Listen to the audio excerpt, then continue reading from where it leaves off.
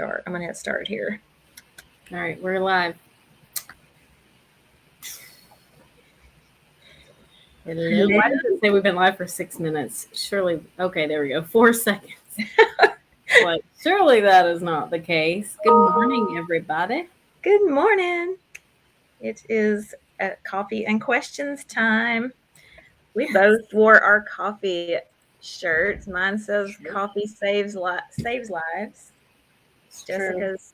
It's coffee o'clock.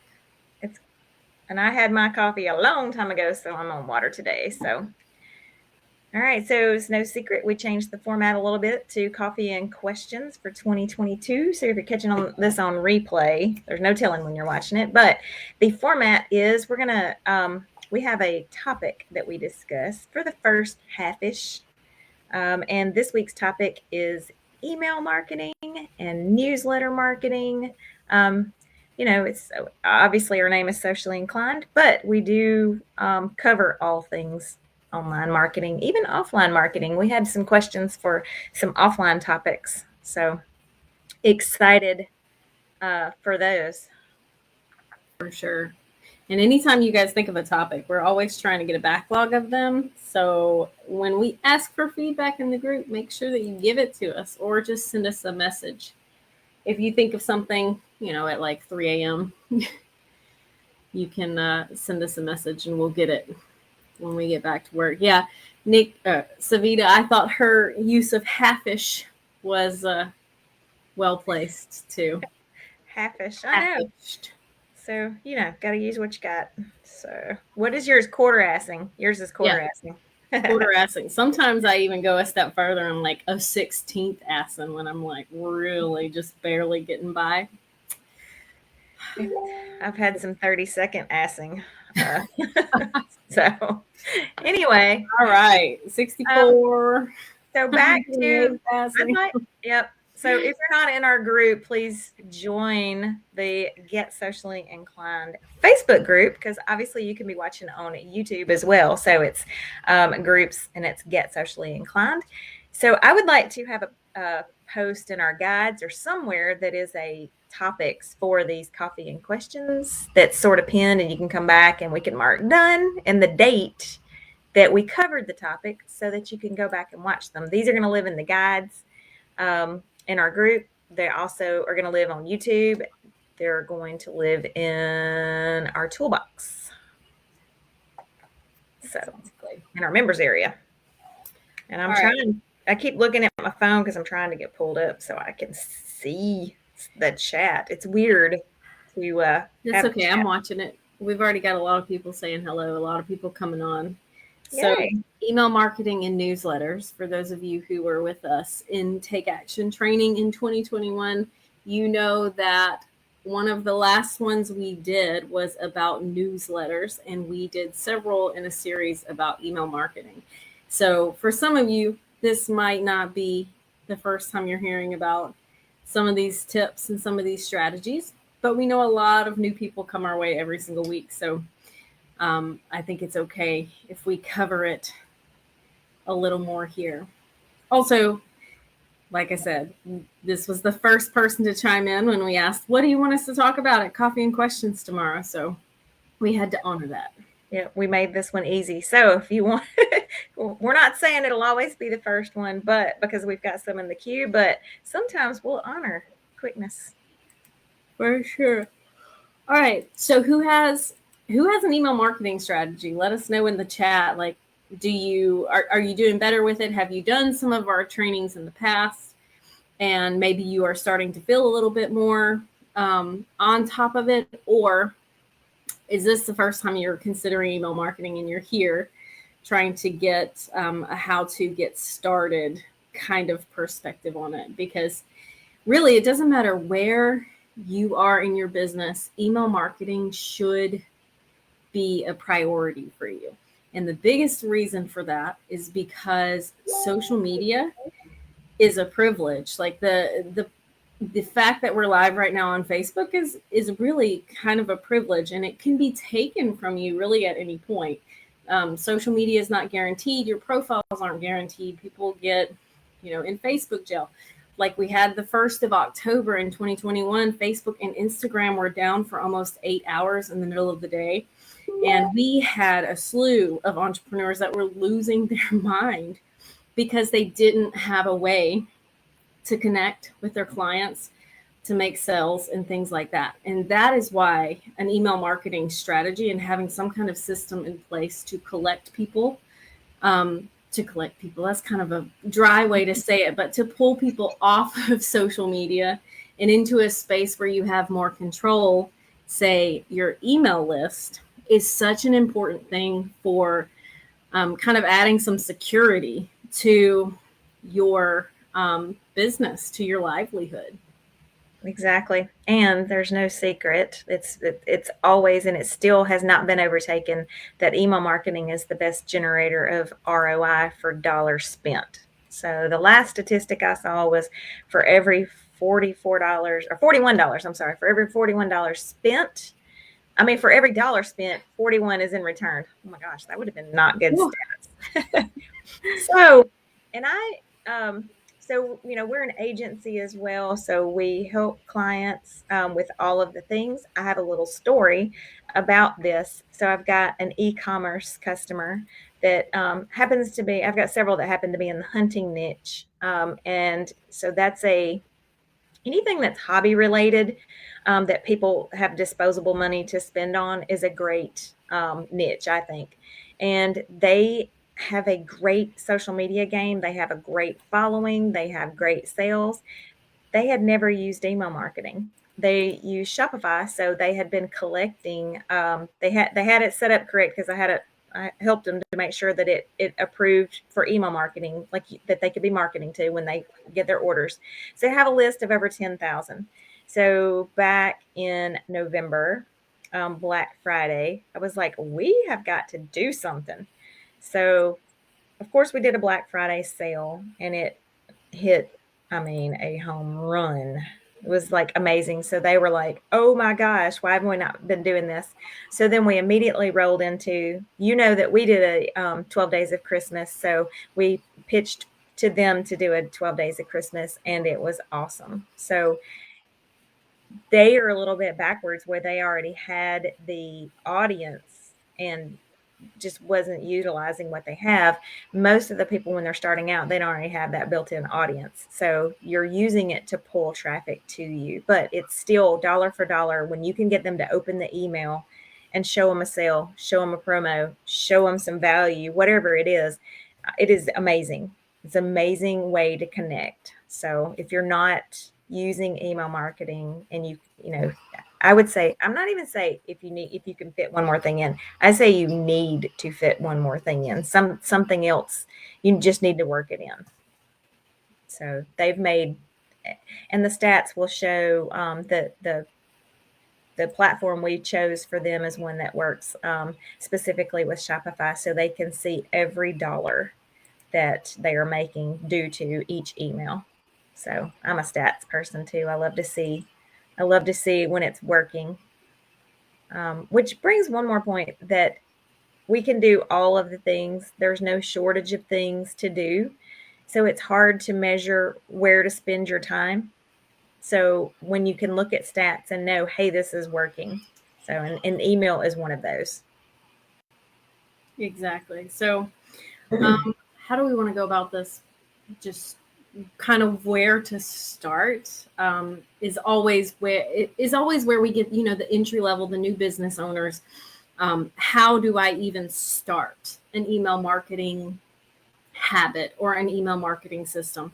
Well, it all begins by having some way or some reason to capture emails. People, you think about yourself, you don't just go around handing out your email. In fact, it seems that every day that goes by, you get more and more stingy with your email. So with your email address and your contact information. So how do you get people to willingly and happily part with that precious information is always something that we kind of have to address right up front. And that kind of comes back to your lead magnet, which we will do. I'm sure at some point we will do a coffee and questions intro specifically about lead magnets.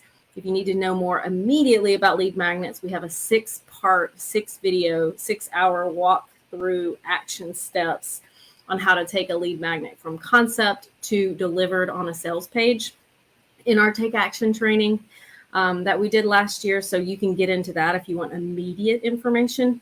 But an email marketing system habit is going to start by having some kind of opt-in or lead magnet. So you want to make sure that you're giving some value up front. And the good news is even if you can't do all of that, your opt-in can literally just be your value-driven Facebook group. So maybe you send them to a page that you ask for their email in exchange for the link to join your Facebook group. So it can be that simple. But the point is you've got to offer up some kind of value. Exactly. You have to give a trade off for whatever. They're not just going to give your email. So so since I just talked about e-commerce, if you're in the e-commerce business, you can give a percentage off. You see this all the time on a coupon for their first order, free shipping, something like that. So if you're in e-commerce or product based, you can do something like that.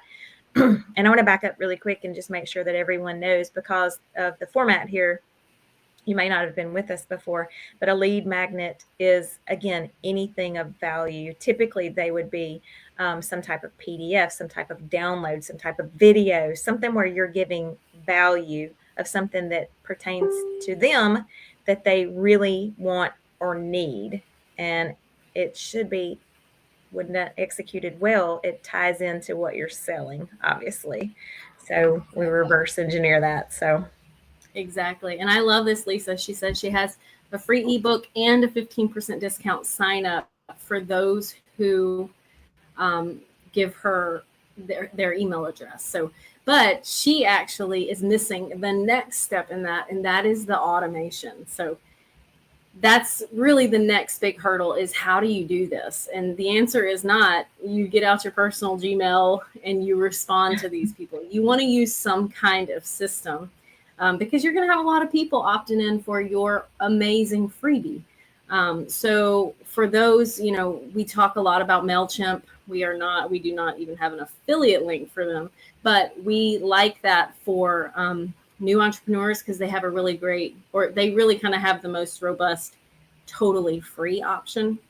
But there's a lot of them that you can use. So you just have to pick one and decide which it is and stick to it. Excuse me. I was sneezing. Oh. For anybody that's looking, Jessica's monitoring the other, so she doesn't. Yeah, I'm looking at the chat, so I didn't even know. I did think you were pretty quiet. Yeah. So Mailchimp is who we always, just because it's been around so long and so many people already know about it, it does have a ton of options, but there is like MailerLite, Klaviyo, Aweber, GetResponse. There's a ton. We use an all-in-one. Kajabi is our all-in-one platform to deliver all of our products and everything. And it has built-in email. So there's other all-in-ones like that. But be sure that you are using something that is approved, that is a newsletter email type marketing system. If you try to mass email people from your Gmail, you can risk getting it shut down. I've seen it happen. So for sure. And like Shopify, yes, it has email marketing built in. So does Teachable. Any of these, if you're putting your courses out there, there's a good chance that email marketing is built in already to your system. So yeah, so you get your freebie, you set your opt-in up, and then it gets delivered, right? And then once you deliver it, that's really the most important part. You deliver that value, and then you make sure that you don't send out junk after that. You want to keep bringing the value. You want to keep dropping breadcrumbs about what you do, yes, but more importantly, you want to build know, like, and trust, because it's pulling people into your email list and kind of into your sphere. It's more private, it's more quiet, it's less loud. We talked about that a lot on Marketing Monday this week, just how loud and noisy social media can be, especially whenever, one scroll past and you can get sucked into reels or something else now. Having them on your email list really provides you a unique place to a little bit more quiet, intimate space to build that know, like, and trust that we know you need these days to kind of stand out and create long-term clients. Exactly. And with that, most people, they still don't exactly know where to start with automation. And I always suggest just start really simply. You can always add to. And with automation, all we're meaning is like the email that goes back to them that says, number one, here's your thing. And you want to build into that a little bit about you, why you're delivering, and what the next step is. We talk about that all the time, a call to action, a CTA, the next step in your journey. All right. So this is very calculated on your part. You're attracting them from somewhere. You're offering them something of value. They've given their email address. You are sending whatever it is. And then you're starting the nurture process. You're starting to tell them what you do. Ask them. You can open it up for a conversation. A lot of times people don't realize that it is an automation. They could think that you're just sitting there in a one-off email that says, and by the way, let me know, what your biggest struggle is with whatever, or what you're looking to do. Exactly. And then putting a question like that in your autoresponder email is really great because it helps increase open rates for people who maybe haven't opened your email yet. Because it's showing interaction. It's kind of the same. It's similar. Let's say similar, not kind of the same, with the algorithm, So if you can get responses and get more people to open your emails, then it lands in more inboxes, which is important. And okay, I'm watching it. We've already got a lot of people saying hello. Sorry. Come on, Julie. I was trying to get back to the comments. So I've got the comments. So, wow, that just totally threw me off. But the goal is to get people to interact with your email. So you always want to put like a respond to me. And most people won't really hit reply, but the ones that do really will help you get more opens in the future. Julie, do you know how Kajabi compares to ConvertKit? Because I'm a little curious myself, because I feel like Kajabi I'm not sure what it would be missing that ConvertKit has. Right. ConvertKit is more of just the email portion of it. It does automations. The difference in Kajabi is it is a true all-in-one. You can list your products. You can have a membership area. You can, it does all of your purchases, the e-commerce part, whereas ConvertKit does not. ConvertKit is an awesome email marketing platform. So where that comes into play is if you have Shopify, or if you have WordPress, or if you have a Wix or a Squarespace, then you add on ConvertKit to that. So to my knowledge, unless they've just added, all of the things, and I doubt that very seriously. But it is a great platform. I've used it for a couple of clients. Awesome. And Tracy, she says she wants to use Kajabi, but she's got to stick with Constant Contact because Kajabi is missing a big aspect of what they provide. I'm curious, Tracy, what is it? What is it that Constant Contact does that Kajabi doesn't? Not that, we have Kajabi and we do have an affiliate link for it, and we know it's not perfect, but I would be surprised because I felt like Constant Contact was a much more limited software than Kajabi is. Yep, we have it. A client that I work with uses, two of them actually use Constant Contact. I like it. It's pretty pricey though for what it is. Mm-hmm. They all have gotten a little bit more pricey. Just as a disclaimer for that, they're all, that's a big market. There's a lot of players in that. You would think that would hold the price down, but I think they're all inching upwards just because of the value they're giving. So I can't wait to see what it is. A lot of times you're just not aware of how to implement what you're trying to do. And another all-in-one is Kartra. We were on Kartra for a long time, and there were a lot of things that I really loved about Kartra, and email marketing was one of them. And no, I'm not. Just had a major love-hate relationship with Kartra. Yeah, I loved a lot about Kartra, but bringing products to life and the steps to that, wow. Yeah. All right. So you have your opt-in, you got them on your autoresponder, and you sent some value out. And then the key is to stay in contact with them. Constant contact was a really genius branding move because that's kind of what you're trying to achieve with your mailing strategy. So there's a few things that we talked about on how to do this well, how to stay out of spam folders, how to get more opens, and then what kind of value you should be delivering. The biggest thing is to be consistent. So you don't want to send out one email every month and then, or to want to do it weekly and then maybe you only send it once every 6 weeks and then you don't send another email for 3 months. That kind of thing will kill your mailing list, no matter how robust it is. So you really want to figure out what schedule you can do and stick to it. Even if it's just once or twice a month, you want it to be something that your email clients can expect and can count on. Exactly. And with whatever the consistency is, email marketing is similar to how the algorithm works. So so many Gmail, I'm sorry. So many people have Gmail accounts now that they use personally, like that by far, that's the biggest one. It has somewhat of an algorithm that works.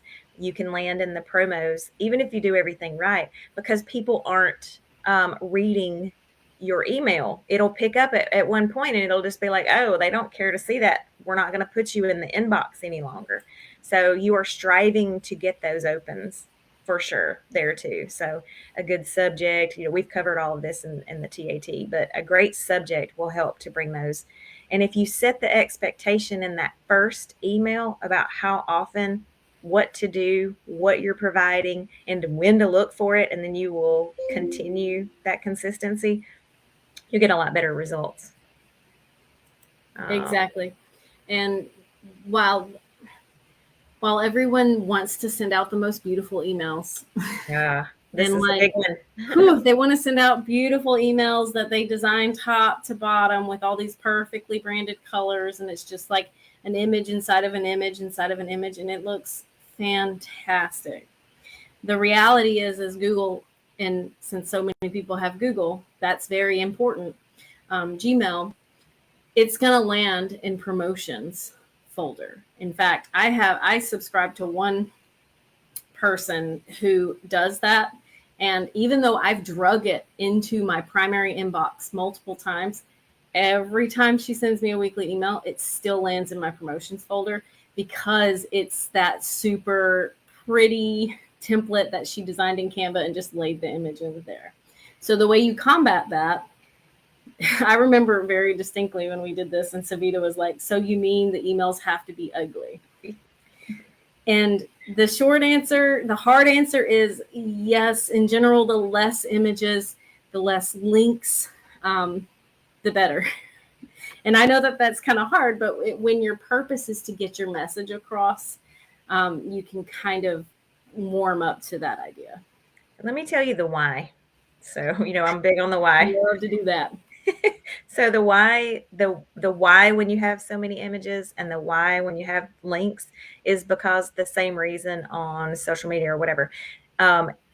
The algorithm picks up that you're a business. So, and people are looking in their main inbox for personal contact. So if you're a business, you are likely going to show up in the promos unless you do something to make yourself look more personal. That's why those ugly personal, hey, how you doing? Type emails work and will land where they're supposed to land or where we want them to land. Exactly. And Lisa, you said my email's positivelywoowoo@gmail.com, so this wouldn't be good. I'm not quite sure what you're asking because we're talking about from a recipient standpoint. Everyone who has a Gmail, your email is very likely to go into promotions unless you don't proactively do some things to keep it out of promotion. She's meaning as a sender. So if she's a sender and she wants to send from, even if she has Mailchimp and she's sending from that Gmail, is I'm sure what she's asking about. That is fine. I would urge you, if you have a website, to get a a domain-based email, because number one, it helps when people see it somewhere. It helps them with knowing, oh, she has a website. Let me go see it. So, and it just looks more professional. So you can get that through wherever you registered your domain through. Typically, you can get it, like if it's GoDaddy, you can get it through there, or sometimes you can get it through wherever your website is hosted. So, but that's a business expense that I would justify for sure. Yeah, and it's like $5 a month, I think, to get Lisa at positivelywoo@gmail.com, or .com, not at gmail. They're not super expensive. I know I was surprised whenever I found out how affordable they can be. Tracy, we'll come back and we'll talk about Kajabi and everything it can do, because yeah, I mean, Kajabi definitely has landing pages and all that kind of thing. Full website, full all of the above. I need to go back and look. If you've got a website on Constant Contact, I need to go check that out. So yeah, didn't we look at hers last week and she freaked out, and that's where we talked about how I cried too when I built my first website. For sure. And then Julie brought me into her warm embrace, and now I get to do it all the time. That's right. And I don't cry most days. All right, so we got off topic, but yes, in general, ugly emails, which just means text, limited graphics, that kind of thing, are going to be more likely to land in people's inboxes. As Julie mentioned, the other thing is the subject, and it's kind of wild. I play with subjects a lot when I write emails for clients and for us at Socially Inclined. And in general, the more you can look like it came from someone you know, the better your open rates are. And there is a huge player in the social media manager field. And I get her emails every day just to see what she says. And every day, her subject is like 1 to 3 words long. Mm-hmm. That's it. And if you guys know who that is, let me know, because I don't mind. I mean, she's huge. Maybe one day Socially Inclined will be that big. But if you happen to get her emails, you know immediately who I'm talking about. But she is like famous for subject lines like, do this, don't quit. I'm trying to think of another one without just totally giving it away, but like her subject, and I know she's got to have great open rates because she has like a full-blown team and things like that. But it's always great to kind of see what people like that are doing in the space, so that you know how to improve your game as well. Let me address that really quick too. So those really short ones, number one, the reason is because it looks personal. It looks like it came from a friend. Because if you're sending something to a friend, it's like, check this out. Or, what do you think about this? Or, just a very, very short. So it looks personal. But number two, she's creating curiosity. Yeah. So for sure. It is pulling you in. It's like, ugh, what is this? So you click on it. And again, because of how the algorithm works ish on email, that it helps her sender rate when she gets opens like that. So creating consistency, but creating curiosity in your subject line. There's other one day that says no subject. You know how when you send one organically and it's got no subject in brackets? Also, a big thing that you'll see people do, email marketers do, is do the RE, or the, like they're replying from, and it's not a reply, it's just that email. So that you'll see that tactic a lot, even though they're not replying to you. Emojis, brackets, anything that can make that little word stand out, because again, your email inbox is like the scroll on social media. So standing out in there, you'll notice we do a lot of brackets. We'll do emojis, here and there. So we're just trying to get you to open our email. Yes. And it's good because we don't send spam. So trying to get you to open our email is a good thing, but we know a lot of people do. And, spam is a big thing. So there's definitely a reason to have spam folders. So drag us to the inbox if you have Gmail and are in promos. Which brings us to a great point that we haven't addressed yet. we've been talking about how to stay out of the promotion folders. There's also a really good way to guarantee that you land in people's spam folders. And that is by using certain words like free. Oh, yeah, right. Dollar signs. Too many of any kind of like ampersand, any of the characters will have you land in the spam folder. What are the other ones, Julie? I'm trying to think of them off the top of my head. Words like credit, freebie.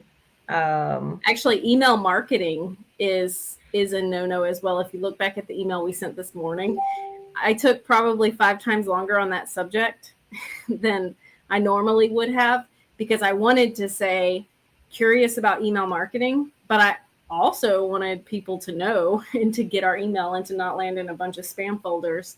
So I had to be careful about the words that I used in that subject line. So those are some things you got to make sure of as well. Exactly. So who's ready? Who's up? So I consistency. So we're going to urge you to take action, or take action series, whatever, but we need you to do the thing. So set right now an intention to start email marketing, and set an intention to whatever your consistency rate is going to be on that. I promise you will get good results once you're consistent with it. For sure. And everybody's got to start somewhere. Everybody started with one person on their list. Kim, that's a great question. Don't use those words in the subject line. Those will throw you in the spam folder. You want them to open it. So what you say instead is like, here's a gift for you. Instead of saying open for a free gift, or here's a great free thing you need. So you don't want to use that in the subject line, but once you get them to open it, you can use those words, but you'd still want to do it sparingly, because I really think that it can still play into whether you land in promos or not. Lisa, 1 emoji per subject line is probably okay. Maybe 2 if you're doing it well. Let's see. All right, we did 30 minutes. We did. We did. There was the question was newsletters and email. So I will say too, a lot of people get confused about the difference in a newsletter and an email. So for my purposes of how I'm going to explain this is that a newsletter is more of a compilation of what is going on in your world. That is the mainstream from way back in the day. So of what a newsletter is. You can pull blog posts into it. You can pull this is what's going on. This is what's coming up, whatever. It is giving the news about what's going on with you. So we did do, because this came up so much, we did some templates on there. They're in our store, but they're news letter templates. So not just email templates. Of course, we have those as well. But with that setting, like, they are not interchangeable. So you can send a newsletter, like say once a month, and then you've got email marketing that's going along that might play off of that might, mention your newsletter. And a newsletter a lot of times will have a PDF that can live on your website as well. And you can direct people to that. Kind of like our magazine. Exactly. Somebody, I forgot who it was, Kim maybe, said she finally found our magazine in the toolbox. I just commented on it this morning. I was like, yay, there's goodness in there. We've been doing a magazine for 5 years now, a monthly magazine. It's awesome. Laura, the word free is a no-no in your subject line. Gift is what you want to try to use, but you want to use it in a way that feels natural. So the more you can kind of get in the head of like what your mom would be sending you, just kind of like a haphazard email. Like, did you see this? Check this out, free gift, not free gift, or something that alludes to there being value in the email without saying the word free. Yeah. Somebody had a question about MailerLite, or was using MailerLite and wanted to know if it was easy. I use it for the client with Shopify, and I think it's really, really easy. Anything can be complicated, the more automation and the more things you do with it. but it's one of the easier ones in my mind. Mailchimp is super easy. Let's see. Heather, she's not sure how, but she's on our email list and a few others, and she gets 2 emails from each one we send. So that usually means that at some point you signed up with 2 different emails, which is easy to do because of the way things work. If you would like to fix that, you can unsubscribe from the one you don't want, or you can reach out to support and we can figure out what's going on. Yeah, just make sure that if you have a paid product that you don't unsubscribe from the one that is the paid. So in your inbox, like a lot of us have the integrated inbox where everything dumps into the one. So you can just click and see the address that it's going to, and then you'll know. So guaranteed that you are just signed up with 2 different email addresses is why you're getting 2. Yep. All right, so we've entered the second half of Coffee and Questions. So this is anything goes with your marketing mindset questions. As long as they're appropriate, we will do our best to answer them. And it can still be on this subject as well. For sure. We don't have to change topics yeah, unless you just have that. While you guys are coming up with those questions, Tracy was asking about Kajabi before. Yeah, Kajabi is very much an all-in-one. They have landing pages, they have a shop, it hosts as a website. You can have opt-in pages where you get a freebie. I'm trying to read. This is a lot of text right here.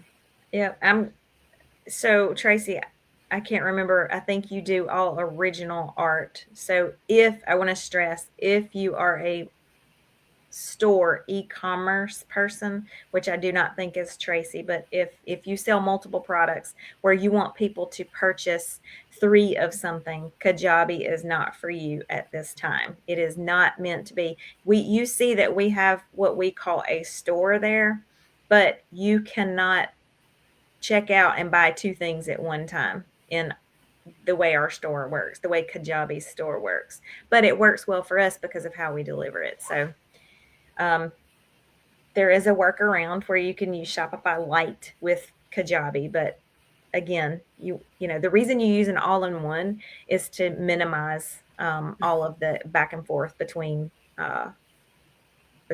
programs. Yeah, so she does original art and teach paint parties in person and online. So you're commissioned. So with Kajabi, for you specifically, I assume that you find out what it is that that you're painting, and then you give them a special price. You can use an offer in Kajabi to deliver that proposal, if you will, to them, and they can sign and pay for it right there, which is nice. We do that for our website design, marketing packages. We'll do just a custom one. We'll clone one and do it, and it saves time. That was harder in Kartra. So I loved Kartra, but that part was harder. Yep. All right. Deanne wants to know, Deanne, if we answer that now, we can't make next week's Coffee and Questions about that topic. Yes, we can, because there's a lot to this answer. What are the strategies you're using to drive traffic to grow your Facebook group? Whoa. That's a big one. I say that's next week's topic, but let's touch on it so that it's like the cliffhanger to come back and see us next week. So exactly. To start off with, we sprinkle it into anyone who subscribes to our email list. That's one of the first things we ask you to do, is to head over to the Facebook group and sign up. And we do get a lot of people who sign up for our email list because we have multiple opt-ins and products and things like that. Obviously, we've been funneling for a long time, and that helps. And you can give something exclusive there. So in that email, to make them really bite on joining the Facebook group, is to say, I've got a whatever it is that is only found in our group, go join and grab it there. So you can put it in the guides, you can put it as a pinned post, whatever, but be sure to deliver on that. But that's a great way to get people pushed in. Exactly. You can have a challenge every month and push people to the challenge using and this is your other question that we'll have to cover in another Coffee and Questions, do a very affordable Facebook ad that has people join that group so they can join your challenge. There's a lot you can do for a Facebook group. Yeah, there's a lot with that, with the whole challenge. There are people that have built their pop-up groups that they deliver a whole challenge. They shut down that group and push them into their main group. So the only people that are in that one group are just the challenge participants. So they get that, level of engagement, because sometimes you've got old people, we talk about the algorithm. The people that aren't active in your group sort of hurt you. But we only have the one group. We don't do pop-up groups. I think you can be really successful with one group, but I wanted to throw that out because you see people talk about that all the time as a tactic. So show like the whole repurpose thing that we do with content class that we talk about, being everywhere, putting your content out everywhere. So like this is streaming to YouTube. So the call to action in the live on YouTube could be to join your group. So the more places you have, if you have a blog, make sure you have a call to action to join the group, what they get out of it. It can be in the PS in your email if you don't get them the first time, to keep keep pushing them into the group. Exactly. All right. We have some, and that's probably going to be our topic next week. If it's not next week, it's definitely going to be the next 3 or 4 weeks. With a new product launch, should I have the product in my retail locations before the launch or offer to my social media followers first? Say that again. With a new product launch, should I have the product in my retail locations before the launch or offer it to my social media followers first? That's a great question. I don't know what you sell, Heather. Sorry. Yeah. And are you brick and mortar or are you just e-commerce? There's pros to both. I'm not going to say that I'm pro either one, because if you offer it in your retail and you can get some feedback on it, some testimonials on it, you can use that on social. You can create, like with a limited release, you can create that I've got to have it by only releasing to your top, whatever, 10 or how many ever people. That would help to get that social proof on that product, which would help in the launch. It would also create that desire of, once it is launched, that they know about it already. So it would help to know really what you sell. Yeah, for sure. So next question is Savita. Newsletter versus blog. Any suggestion for an idiot-proof platform to start a blog, plug and play type format? So go ahead. I was going to say, for blogging, whatever your website is on, 99% of them have a blogging platform. So use it, because you don't want to try to be pushing people back and forth. So if you have a website and then you've got a blog somewhere else, then you have to put the, little icon and it shoots them away from your website. This is bad. So try to do it inside your website. I can't remember what you have, but I'm pretty sure you have blogging in it. And then what was the newsletter part of that? She's just saying newsletter versus blog. I don't think. Oh, yeah. I mean, two different things. So the newsletter can include the blogs, like the snippet of the blog. So a newsletter would be, hey, what's up? This is what's going on in my world. This is what's coming up. By the way, you might like to read, the blogs from this past month. Here they are. And it'll have, picture, the title, about a sentence. That's typically what a newsletter is. It's all the things that are encompassing your business at the time.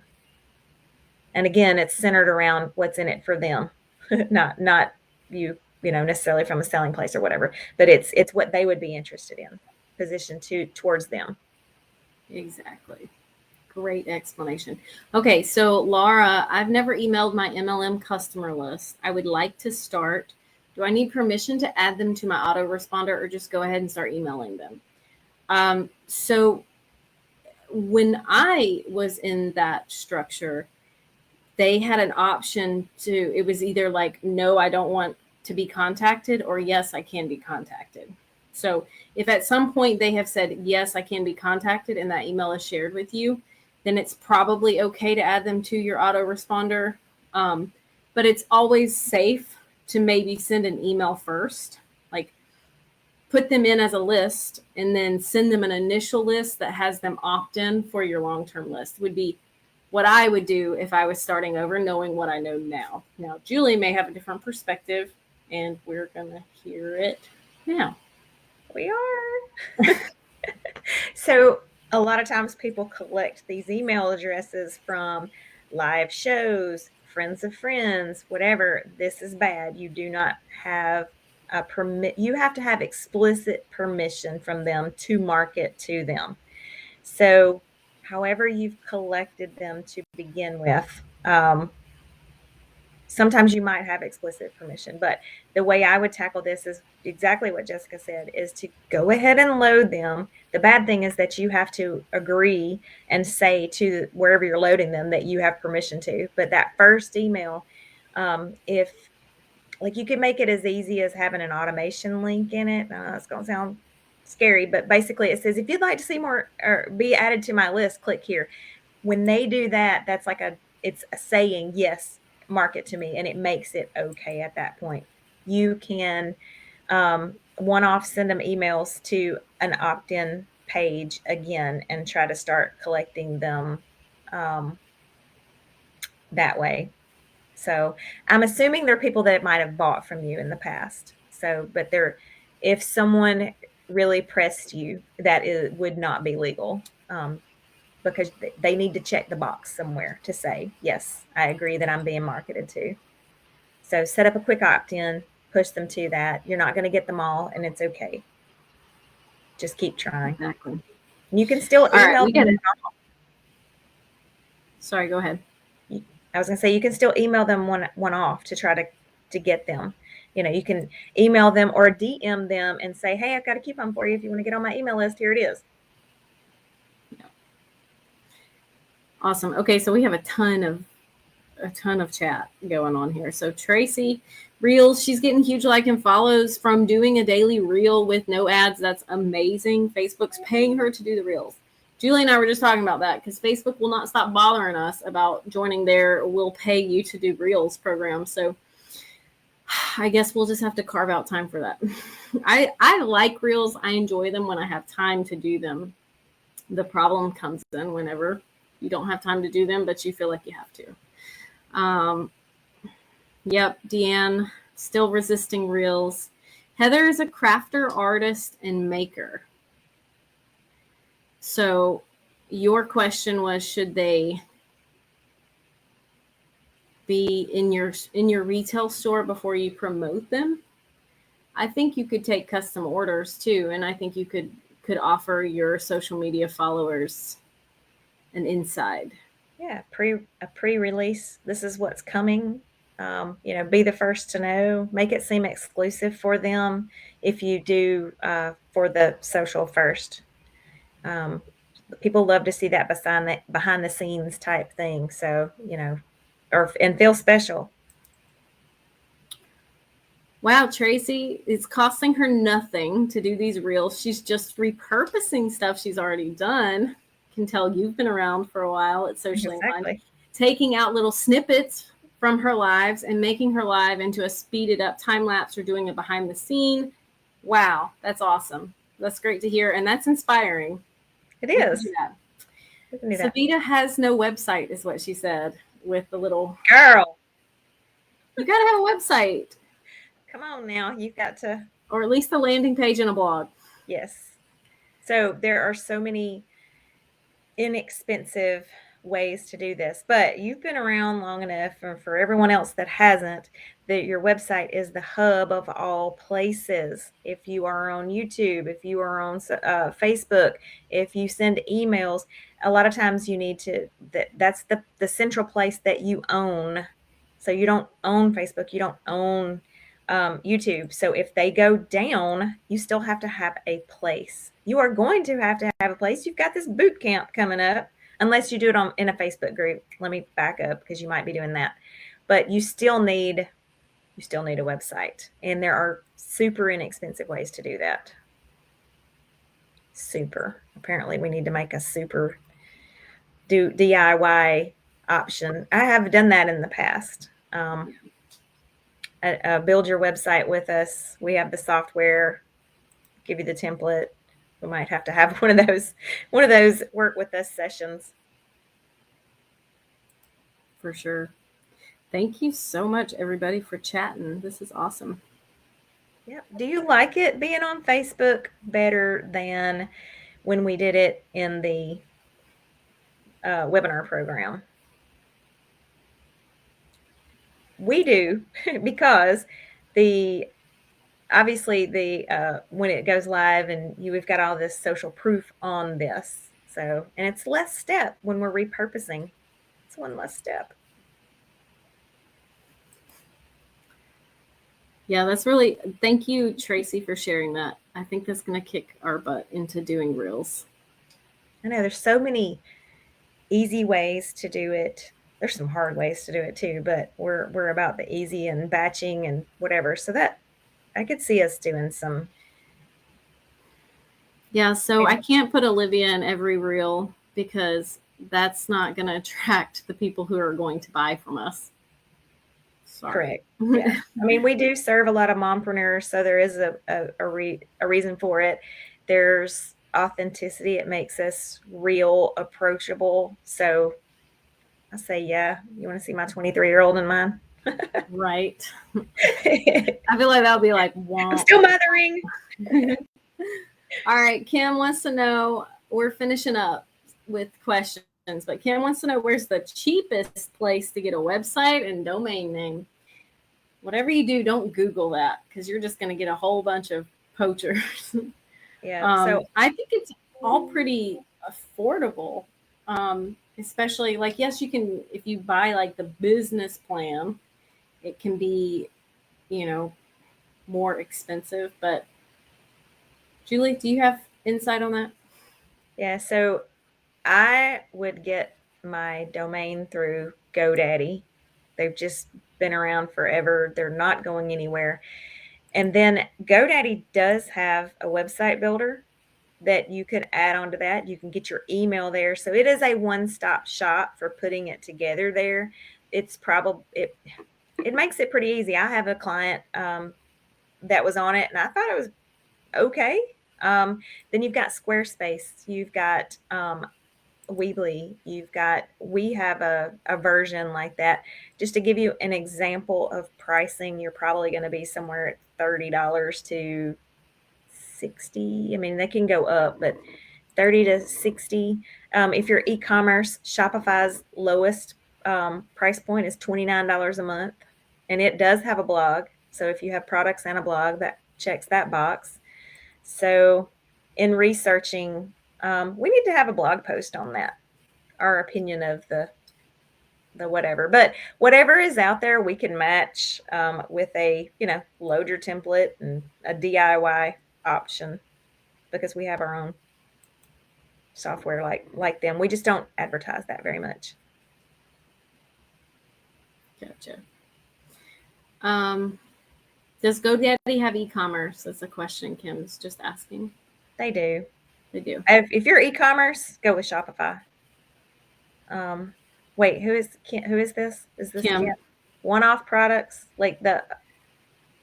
If you are e-commerce, like you have multiple products, then you go with Shopify, period, bar none. If you do custom products, I probably would not. I would go with, I don't know. I'd probably go with something like Kajabi or something, but it costs more. I think its lowest price to enter is $100 a month. But you get email, you get everything. So again, sometimes when you have skin in the game, it will get you in gear to make the money to pay for it. Does that make sense? So if you have a little outlay of cash, then you will work it when it comes to sending emails. We make sales every time we send an email. Yep. So Fran said, and I agree with her, she would like to see us bigger and that welcome image smaller. I agree. We do that in case we do screen share, but we will start putting it like this. Yeah, we can just do the welcome with it and then switch to this. Yeah, until we get a question that says, show me how this works or show me how that works. And a lot of times we do that. We do screen share and things like that. But so that was easy to switch. So thank you for the feedback.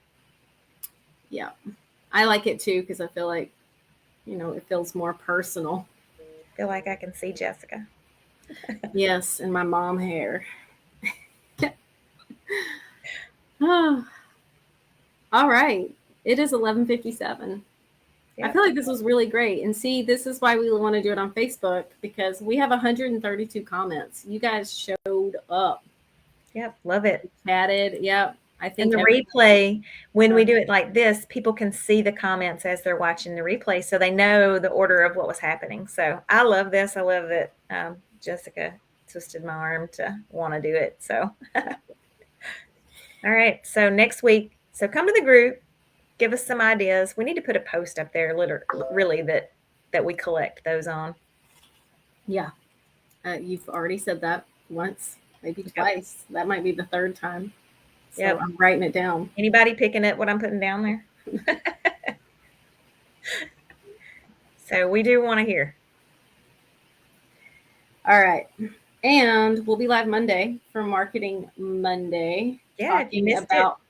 Monday's all about what to post on social media. So that's not necessarily, you can come ask questions, but a lot of it is going to be centered around engagement, what to post, when to post, how to post, etc. So because we feel like that is something every business owner can use and use to be heard, can use to hear over and over and over. So exactly. We get asked the same questions over and over and over. So there is a disconnect with people needing to know. For sure. All right. Well, again, thank you everybody who showed up live. Thank you for watching the replay. If you watched it all the way to this point, you are a superhero. And we will see everybody next week. Have a wonderful weekend. Come get social with us in our group.